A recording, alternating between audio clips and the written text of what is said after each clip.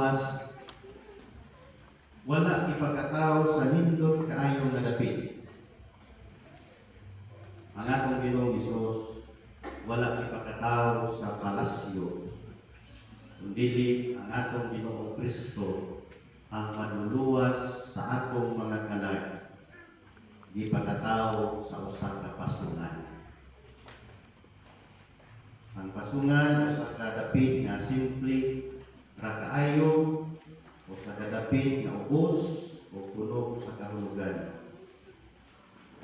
Dinhi mag-igsuon po diha ni Kristo sumala sa ebanghelyo nato o sa atong mga pagpamalandong na tungod sa pagkatao ni Kristo diha sa pasungan sa kadapit nga simple o ubos nga kaayo pahupa.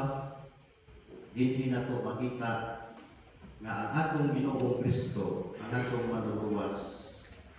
Makita nato ang Dios na mudukol din siya sa tao sa pinakasimple na paagi.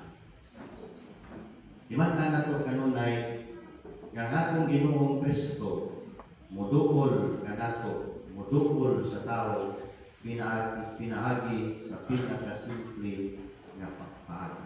Nga naman, karon walay mahadlok o karon nga walay tao o karon ang tanan kakatawhan na gustong dukol niya makadukol. Na dinhi sa balaang kasulatan, ang unang nakarulog sa maayong balita mao ang mga magbalagkay sa karnero. Ini mga unang nakadungog sa maayong balita sa Dios. Mga ordinaryo nga tao, dili bantugan, mga tao na dili kinila ang nakauna pagkadungog sa maayong balita sa Dios.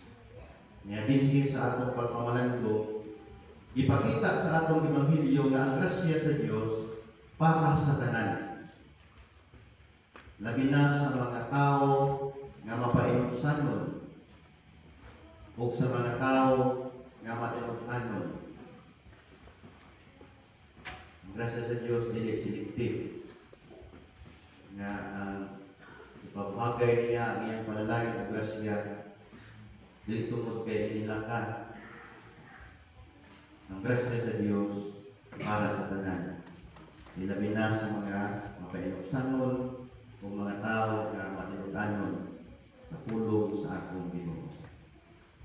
Manangingon siya, ayaw ka mo kahadlok, mingon ang manulunda. Kay ang pagkatao ni Jesus nagdala o kalipay, ang pagkatao ni Jesus nagdala o paglaog.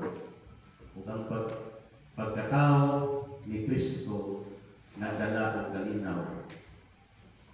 Sa akong panahon karon mag-igsuon, dili na to ikalimod atong natay mga kahadlok sa kaumaon,